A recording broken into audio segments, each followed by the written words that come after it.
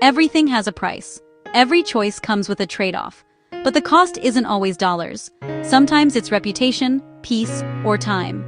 And the stories we tell about the future, cheerful or miserable, change how we act today. In this video, we'll take 3 sharp chapters that cut through ego, incentives, and mood. Nothing's free, you and me, and the seduction of pessimism. Each one changes how you evaluate costs, whose game you're in, and why negativity often sounds smarter than it is.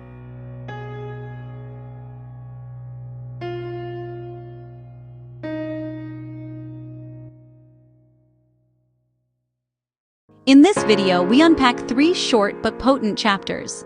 Chapter 15 says there's always a price to pay for an advantage. Nothing is free. Chapter 16 says people around you play different money games. Your incentives aren't theirs. And Chapter 17 explains why pessimism seduces us, and why optimism often quietly wins over time. I pulled the main ideas from the book, and rewrote them as a plug-and-play narration with visual cues. Let's dive.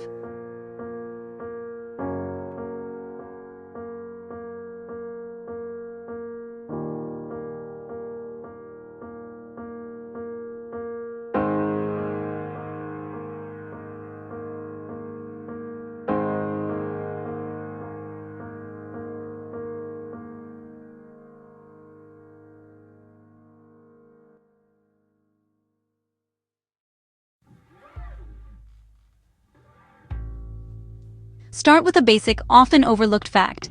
Every advantage has a cost. There's no free lunch. Maybe you get a better return by taking more risk, but risk comes with stress and the possibility of ruin. Maybe an investment pays off because someone else tolerates pain you won't. Understanding the price you pay is the essential part of deciding whether the benefit is really worth it.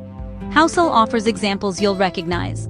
Leverage can amplify returns, but it also amplifies the chance you'll be forced to sell at the worst time.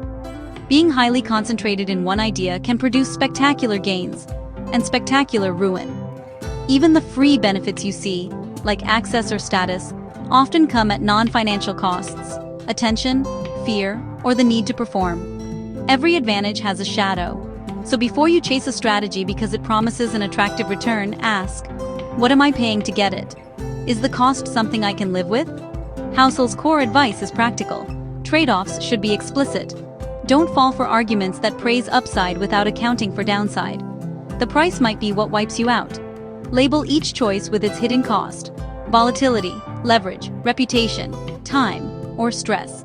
If the cost is tolerable and within your mission, fine. If the cost threatens your ability to keep playing the long game, walk away. Being wealthy isn't about chasing every free-sounding edge. It's about picking trade-offs you can afford emotionally and practically. Now, people. You and me, we don't play the same games. Chapter 16 shows how incentives, background, and goals make identical financial moves mean different things to different people. This chapter is one of the most practical in the book. Recognize that other people have different incentives. What looks like a blunder from your perspective can be a rational decision from theirs. The economist's mistake is assuming one rational actor with one set of goals. Reality is a crowd of rational actors with wildly different objectives.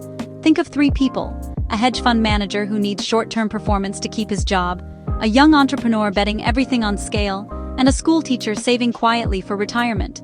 Each has a reasonable plan given their constraints and incentives, yet headlines treat them like they should be playing the same game. Housel's point: don't copy behavior without knowing the player's constraints. If you forget that people play different games, you'll make 2 mistakes. You'll imitate behaviors that don't fit your life, and you'll judge others unfairly. Housel urges us to ask 2 questions before emulating anyone. 1. What game are they playing? And 2. Is that the same game I want to play? If the answer is no, don't copy the move. Copy the principle that fits your mission. Write your own mission statement. What are you optimizing for? Independence? Legacy? Comfort? Growth? When you know your objective, it's easier to see which public behaviors are meaningful, and which are just someone else's necessary trade-offs. That saves you from wasteful mimicry and envy. Finally, mood. Why does bad news feel wiser than good news? Chapter 17 explains the psychology behind pessimism, and why optimism often wins quietly. Here's a small human truth. Pessimism sounds smart. It's cautious, vocal, and attention-grabbing. Optimism often looks naive. Housel explains that humans are drawn to negative predictions because they feel more plausible. They warn us, and warnings make good rhetoric. But history shows that long-run progress tends to be driven by optimism, innovation, and compounding. Don't let the seductive voice of pessimism make you miss the long game. Bad news is visceral. It triggers attention and action. Pessimists get clicks, airtime, and followers. Optimists get accused of being Pollyanna. That asymmetry makes pessimism profitable for writers, pundits, and advertisers. And it biases the information you receive toward gloom. Housel warns, don't overweight what sounds dramatic over what's probable. Housel isn't telling you to ignore real risks. The point is subtle. Be skeptical of the headline tone. Optimism that's blind to risk is foolish. But pessimism that assumes permanent decline even when odds favor recovery is also misleading. A rational stance. Recognize risks, prepare for them, but expect that the long run usually favors innovation and growth. That's why long-term investors who hang on often win. When you hear a dramatic negative prediction, ask: 1. What's the probability of this happening? 2. What's the cost if it does? 3. Does the prediction account for human adaptation? If the answer to 1 is low and 2 is survivable with buffers, don't let the dire tone change your plan. Housel's subtle recommendation: be alert but not alarmed. Housel reminds readers that many of the biggest positive changes in history were once called unlikely or dangerous. The internet, vaccines, and many social advances had skeptics. Pessimism can keep you safe. Optimism can improve the world. Both deserve a seat at the table, but don't let the loudness of pessimism drown out the slow, patient returns of optimism. Nothing's free. Every advantage carries a cost, explicit or hidden. Identify those costs and only take trade-offs you can live with. You and me play different games. Don't copy people without understanding their constraints and objectives. Write your own mission. Pessimism seduces, optimism endures. Take warnings seriously, but don't let dramatic negativity derail a long-term, well-prepared plan. Which of these will change your next money decision? Listing the hidden costs first, writing your money mission, or shaking off a gloomy headline? Tell me in the comments. I read everyone. If this helped, like and subscribe.